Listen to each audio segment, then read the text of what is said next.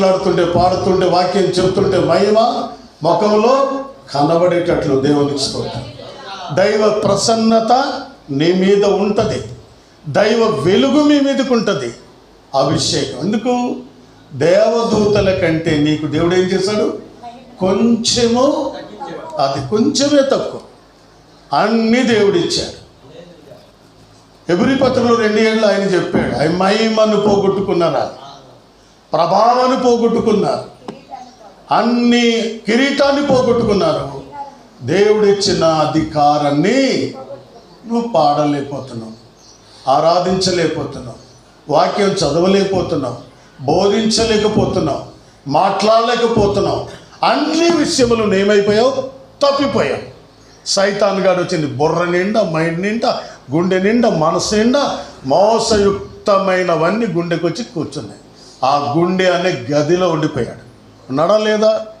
అందుకే దేవుడు భయం అంతా పోయి నీకు నచ్చినట్టుగా ఏమైనా చేసేస్తాడు. దేవుడు ఒప్పుకుంటాడా? ఎవ్వరికి మోసం చేయొద్దు. అది నీ తర్వాత నీ పిల్లలకి జాగ్రత్త. శాపం అది. తప్పు చేసిన వాట 3 తరముల వరకు ఆ పాపం ఏమై ఉంటుంది? నిలిచి ఉంటుంది. జాగ్రత్త. ఇప్పుడు పర్వాలేదు అనుకోకండి, ఇప్పుడు అంతా బాగానే ఉన్నాం, మాకెట్లు అనుకుంటాం. కానీ భయంకరం. ఆదాము చేసిన దోషం చేశాడా లేదా? యోబు గ్రంథం 30 చూడండి, 1:33 వచనం చదవండి. ఆదాము చేసినట్లు చూడు, యోబు అంటే అన్నమాట. సరి చేసుకున్నాడు, దిద్దుకున్నాడు. ఇప్పుడు దిద్దుకోరు చాలామంది. చెప్పేమంటే కోపం, ప్రతిదానికి రిప్లైలు, సమాధానాలు. చూడండి, యోబు గారు అన్నావు, ఆదాము చేసినట్లు అంటే వాడు చేశాడు, నేను కూడా చూడండి, చేసినట్లు నా దోషములను దాచిపెట్టుకుని మా సమూహమునకు భయపడి కుటుంబ తిరస్కారమునకు జడిసి నేను మౌనముగా ఉండి ద్వారము దాటి బయటికి వెళ్ళక రొమ్ములో నా పాపము దాసుకొని నీ ఎడల నేను కప్పుకొని వెళ్ళ పరమందున్న దేవునికి ఎవరు నేను? చప్పట్లు కూడా దేవుని మహిమపరుద్దాము. యోబు ఇస్తున్న మాట స్తోత్రం. ఆదాము చేసినట్లు దోషం అట. ఆదాం పేరెట్టేది అక్కడ. ఆదాం తప్పు చేశాడు, దాచుకున్నాడు కదా. ఏం చేస్తామంటే నాకు తెలియదు అన్నాడు. అవునా? ఒక ఆకు కోసి కప్పేసుకున్నాడు పాపాన్ని. దేవుడు కనబడకుండా చెట్టు చాటున వెళ్ళి దాగిపోయాడు. భార్య మీద నింద వేస్తూ ఉన్నాడు. కానీ యోబులకు అనట్లేదు. స్తోత్రం. ఆదాము చేసినట్లు నా దోషమును ఎంతమంది దాస్తున్నారు? కొంతమంది సంవత్సరాలైనా చెప్పరండి తప్పు చేసి. పర్లేదు, ఆడేం చేస్తాడు. తప్పులెమ్మడి తప్పు, మోసం. జాగ్రత్త. నీ భర్తకు నువ్వు మోసం చేయకు, నీ భార్యకు నువ్వు మోసం చేయకు, నీ తల్లిదండ్రులకు పిల్లలు మోసం చేయబాకండి. సంఘ కాపరికి విశ్వాసం మోసం చేయకూడదు. దేవుడు ఒప్పుకోడు. ఈ రోజు కాబట్టి రేపైంది. తన్ని రోజు పడేసే రోజు ఒక రోజు వస్తుంది. పగ తీర్చుట నా పని అన్నాడు. తీర్చడా దేవుడు? నువ్వు చేసిన పని తీర్చడా? అవునా? 10:30 ఉంటుంది, ఎబ్రిలో 31 ఉంటుంది. అది అలాగే ఉంచాలి కూడా. చదవండి మీకు తెలియాలి వాక్యాలు. ఎబ్రీ పత్రిక 10వ అధ్యాయము. జీవము గల దేవుని చేతిలో పడుట. మరి ఎవరి చేతిలో ఉన్నారు మనం? చెప్పండి, ఎవరి చేతిలో ఉన్నాం? ఏ రమేష్, ఎవరి చేతిలో ఉన్నాం? చెప్పండి. జీవము గల చేతులు పడుట బహు భయంకరం. అయితే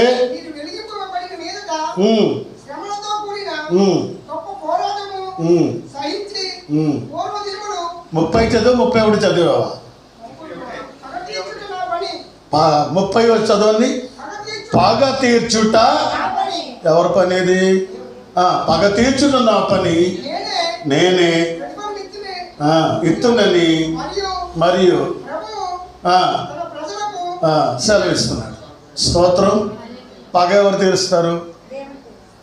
ఇప్పుడు ఎవరికి భయపడాలి? ఆదామవ్వలు భయపడ్డారా? మరి మీరు భయపడుతున్నారా? ఏదైనా పని చేసినప్పుడు దేవునికి భయపడాడు.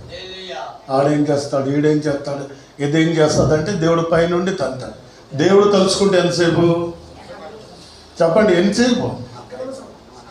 ఒక నిమిషం కూడా ఏదో రూపంలో నష్టపరుస్తాడు.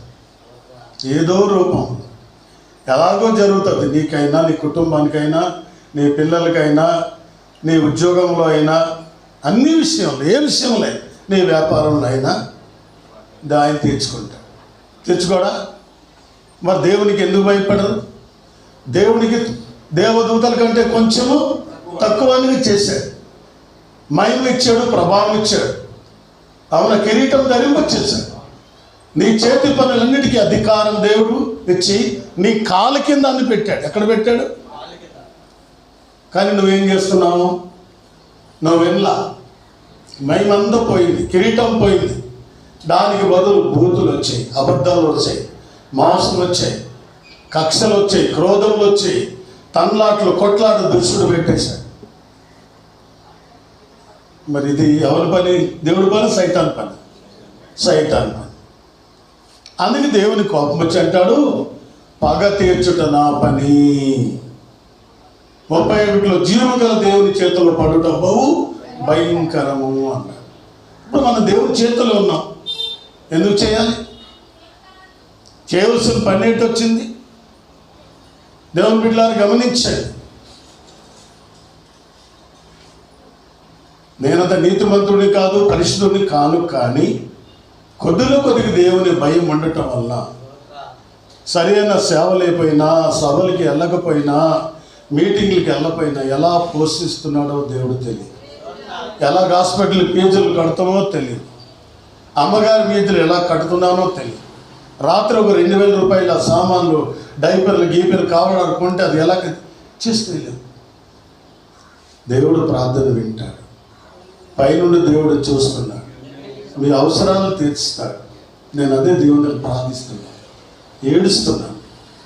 కాలాన్ని బట్టి, టైంను బట్టి దేవుడు చేస్తాడు. చూస్తున్నాను, ప్రార్థిస్తున్నాను. నిద్ర పట్టట్లేదు. కొన్ని విషయాలు విన్నప్పుడు తర్వాత నిద్ర పట్టలేదు. ఏడుస్తున్నాను, దుఃఖపడుతున్నాను. నేనే తప్పు చేయలేదు, దేవుడు కూడా తెలుసు. ప్రభు దగ్గర అన్నీ ఒప్పుకున్నాను, సరి చేసుకున్నాను. తెలిసి కొన్నిసార్లు, తెలియకుండా కొన్నిసార్లు కడుక్కొని నీతిగా జీవిస్తున్నాను. శరీరంలో ఒక రోగం వచ్చింది, భయంకరమైన రోగం. అదే డయాలసిస్ అంటే ప్రాణంతో చెలగాట. రక్తమే ప్రాణం కదా. రక్తమే లేకపోతే మనిషి బతుకుతాడా? 8 ఉంది. దాన్ని తీస్తామంటే తీసినప్పుడల్లా కొద్ది అంతా ఎక్కిపోదండి, కష్టం. ఇప్పుడు దగ్గర 30 అయ్యాయి. వారానికి 2 సార్లు, శుక్రవారం, మంగళవారం. నెలకి 28 నుంచి 30,000 అవుతాయి. దేవుడు అలాగిస్తాడు. ఏం చేస్తున్నాడో తెలియదు. కాల్సంలో ఏడుస్తున్నాను. దేవుడే న్యాయం చేస్తాడని నమ్ముతున్నాను, ప్రార్థిస్తున్నాను. నేను ఏం చేస్తే బాగుంటుందని అడుగుతున్నాను దేవుడికి. అదే చేయాల్సి ఉంటుంది. మోసం ఎందుకండి? దగా ఎందుకండి? ఆలోచించి మీ ఆడపిల్లలకి పెళ్ళిళ్ళు చేసి చేతులెత్తి ఏదైనా ఇస్తే మళ్ళీ తీసుకోకూడదు. వాళ్ళకి ఇచ్చింది వాళ్ళే. మాట అంటే మాట. వాళ్ళు తీసుకోకూడదు. వాళ్ళు అమ్ముకున్నా, వాళ్ళు ఏం చేసుకున్నా వాళ్ళకి అధికారం. ఎవరైనా అంతే, నేనైనా మీరే. నీకున్నది నీకు. గమనించు. దురాశకి వెళ్ళిపోకండి. దురాశ దుఃఖమునకు అది చేటు అవుతుంది. ఇంత చేసుకుని కోటీశ్వరుడు అయిపోయినావు, దేవుడు ఒకేసారి మేము పడగొట్టేస్తాడు. అప్పుడు నువ్వేముంటావు? కూలిపోవా? మోసకరమైన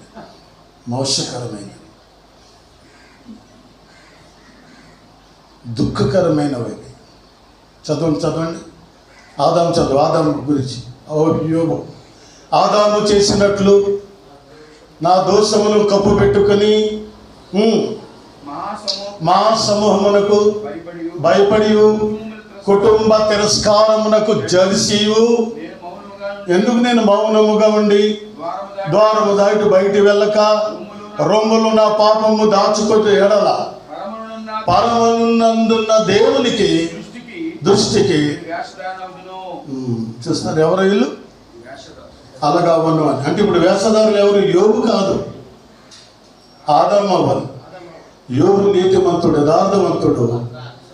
చిన్న తప్పు కూడా ఆయన మాట ద్వారా కూడా చేయలేదు. అన్నీ పోయింది. దేవుడు ఆయనకి ఎలాగిచ్చాడో మనకు తెలుసు. నీతికి నిలబడ్డాడు, యథార్థం నిలబడ్డాడు. ఆయన దేవుని బిడ్డ కదా. గలతీ 4:19 చూసి చెప్పాడు కదా ఇందాక, ఆయన స్వరూపం ఆయనలో ఉంది. అబద్ధం మాడు.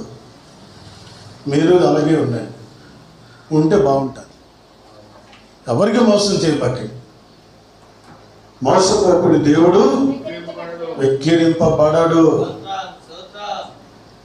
యాకోబుని మామగారు మోసం చేయాలనుకున్నాడు, ఆయన మోసపోయాడు. గొర్రెల విషయంలో కదా రంగులు సపరేట్ చేయాలనుకున్నాడు, రంగులు కలిగి పుట్టాయట. స్తోత్రం. ఆడు అనుకున్నాడు పిచ్చాడు లాభాన్నేనా లాభాన్ని. కానీ ఆయన అల్లుడు కష్టపడ్డాడు, కష్టం పోయింది ఎక్కడైనా. వాడికంటే అర్థమైందా, అన్నదమ్ముల కంటే యోబుకి ఎంత ధనికుడే కూడా తెలుసా. గొర్రెలు మేకలు ఇంకోటి ఏడుస్తారు, రాజకుమారులు ఆయన కడుపులో పుట్టారు. స్తోత్రం. ఎలా దీవించాడో తెలుసా యోబుని, యాకోబుని తెలుసా. యోబుని ఎలా దీవించాడో తెలుసు కదా మనకి. అన్ని డబుల్ ఆశీర్వాదాలు. 10 మంది పోతే మనకు 10 మంది, 200 దీవెనలు. వర్షం ఇది ఊరికి కలిపేసుకోవాలి. బైబిల్ చదివితే కొద్దిగా భయమైనా ఉంటుంది. బైబిల్ చదవరు, అధ్యాయాలు చూడరు. ఏమంటే ఒకరు భూమి వాళ్ళు కలుపుకున్న వాళ్ళకి ఇస్తారమ్మా, ఉందా లేదా? ఒకరు భూమి ఇది నాది నువ్వు పోతావు. దేవుడు ఒప్పుకుంటారా? మోసం, దగ, ఆడికి తెలియదులే అంటారా? వాళ్ళు వచ్చి నాకు ఏంటో నాకు తెలియదు, ఒకడు వచ్చి చెప్పాడు నాకు, మీకు తెలుసా అండి అని. ఏం టైం బాబు, మీకు మోసం జరిగింది. ఏం మోసం? నాకేముందండి మోసం? మీకు కాదు, మేడం గారి విన్నాను అంతా. కడుపులో దాచుకున్నాను, ఎవ్వరికి చెప్పను, ఎవరికి తెలియదు. ప్రార్థిస్తున్నాను. చేసిన వాళ్ళని అడిగాను ఒక మాటగా. అడిగితే ఎవరు చెప్పారు, తిరగబడ్డా సరే అవుతుంది. దేవుడు ఉన్నాడు, న్యాయ స్థానాలు ఉన్నాయి, ఏ న్యాయం చేస్తారు. కానీ ఆడబిడ్డలకి నేను ఇచ్చిన లాక్కొని పీక్కోను. ఆడంటే దుర్మార్గుడు మడెవడో లేడు. ఆడపిల్లలు ఇచ్చాను, అది వాళ్ళే. వాళ్ళ పిల్లలు వాళ్ళు ఉంచారు. అది అమ్ముకున్నా ఉన్నా చేసిన అది వాళ్ళే. కానీ మా మీదకి ఎవరు రాకూడదు కదా. మాది మీది. మమ్మల్ని ఎవరైనా చూస్తే మాకైనా మిగిలితే తగులుతూ ఉంటే మా దాంట్లో ఇచ్చిన దాంట్లో కాదు, పిల్లలకి ఎవరు ఇస్తున్నాం. ఇది ఆలోచన. అది వాక్యాలు బైబిల్లో కూడా గ్రంథాల్లో ఉన్నాయి. ఎవరికి మోసం చేస్తారు మీరు? చేయబాకండి, జాగ్రత్త. దేవుడు నమ్మకపోతే ఏమైనా చేసుకుంటాం. నమ్మేం కదా. న్యాయం కోసం వెళ్ళండి, తప్పేం లేదు. అన్యాయం వచ్చి అలవాకండి. న్యాయం చేయండి అయ్యా అంటే పొరపాట్లేదు. ఆలోచించండి. బాధతో చెప్తున్నా. వాక్యం మీద చెప్పడం వేరండి, జీవించడం వేరు. ఇలా చెప్తున్నామని మీకు చెప్పిందల్లా మేము ఇలా జీవిస్తూ ఒప్పుకుంటారా మీరు? చాలా భయం మాకు చెప్తున్నావు కానీ చెప్తున్నాం అనరా? చెప్పండి, అంటారా అనరా? నోరు తెరవండి. ఆదాము నీతిమంతులు నిలబడి వాడు చేసిన నేను చేయనన్నాడు. ఇప్పుడు ఈరోజు చెప్తాను. ఆదాము యోబు చేసినట్టుగా నేను చేయను. ఎవరు? ఆదాము చేసినట్టుగా నేను చేయనని యోబు నిలబడిపోయాడు. యాకోబు మామగారు ఎన్ని చేసి అన్ని చేశాడు. 14 సంవత్సరాలు కొలువు చేశాడు. అన్ని మోసపోయాడు. జీతం ఆయన ఇవ్వలేదు. 10 మాలి యాదవాడు. ఇలా దరిద్ర కొట్టోళ్ళు ఉన్నారు భూలోకం. చేసిన దానికి ప్రతిమల్ల ఎవరు? కష్టం పెట్టించుకుంటారు. మనం దేవుని వాక్యం ఎందుకు చదువుతారు? యోబు గ్రంథం, యోబు కాదు, యాకోబు పత్రిక 5వ అధ్యాయంలో ఉంది. కూలి చేసి కూలి వాడు ఇవ్వకపోతే వాడు మొర్రపెట్టు పరలోకం చేరుతుంది. వాడికి నోరైనా కాలైనా తీర్చేస్తాడు దేవుడు. మీరు కష్టపడి పనులకు వెళ్తున్నాడండి, మీకు జీతం ఇవ్వకపోతే మీ బతుకెలాగా? అందరికీ ఒకే రూలు. దేవుని స్తోత్రం. రూలు రూల్ పరాలు అన్నాడు. అందరికీ ఒకటే కదా, తెలుసుకోండి. తర్వాత మరో మాట చూపిస్తాను మీకు. యోబు మంచి సాక్ష్యం ఇచ్చాడు. దేవదూతల కంటే కొద్దిగా తక్కువ మాకు చేశాడు దేవుడు. తక్కువ ఏం చేశాడు? అధికారం ఇచ్చి అన్నీ ఇచ్చాడు. మహిమ ప్రభావంతో నింపాడు. అధికారం చేసి ఎందుకు పెట్టాడు? నేను దేవునికి భయపడాలి, నీకే తప్ప అన్నాడు సైతానికి. ఎన్ని నష్టపోయినా దేవుని కోసం నిలబడ్డాడు. డబుల్ దీవెనలు పొందాడు. దేవునికి స్తోత్రం. మీరు కూడా అలా దీవించబడాలి ఉంది నా ఆశ. మహిమ ప్రభావం ధరింపచేశాడు దేవుడు. హల్లెలూయ. చాలా మందికి విషయాలు తెలియదు. వాక్యంలాగా గుడి చర్చిలాగా ప్రార్థనలాగా నీకు ఇష్టం వచ్చి నీకు నచ్చినట్టు నువ్వు చేస్తావా? ఎవడో నీకు చెప్పాడు? నీ దేవుడు చాలా ఇచ్చాడు, ఏం తప్పు చేశాడు? ఇంకా ఇంకా ఇంకా ఇంకా దురాశ దుఃఖమునకు చేయడం. కొంతమంది ధనాన్ని ఆశించి తమను తాము ఏమయ్యారు? పొడుచుకున్నారు. తిమోతి పత్రిక రాస్తాడు, విశ్వాసములు తొలగిపోయి భ్రష్టులై తమ తామే పొడుచుకునే దినాలు వచ్చేయి అని. చాలా వాక్యాలు బైబిల్లోనే ఉన్నాయి, బయట ఏం చెప్పక్కర్లేదు. ఇంకో వాక్యాన్ని చూద్దాం. దేవుని కాబట్టి ఈ 3 రిప్లైస్ ఇచ్చాను మీకు. ఇంకా లోతుగా వెళ్దాం. సామెతల్లోని కీర్తనలు అందరూ వచ్చేవారని చెప్తాను.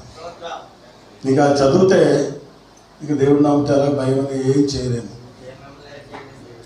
అర్థమైన విషయాలు గమనించి ప్రార్థించి జీవితాలు మార్చుకొని సైతాన్ గారిలాగా జీవించకుండా నేను మహిమ ప్రభావం దేవుడు నాకు ధరింపచేశాడు, కిరీటం పెట్టాడు. ఆ కిరీటాన్ని ఎవరు నపారింపకుండా చూసుకొని రక్షణ కొనసాగిస్తూ ఎవరిని మోసం చేయకుండా భయంతో భక్తితో ఉండి కుటుంబాలు కట్టుకోండి. పిల్లలకి ఇచ్చిన మళ్ళీ లాక్కొని తినేయకండి. దేవుడు దీవించును గాక.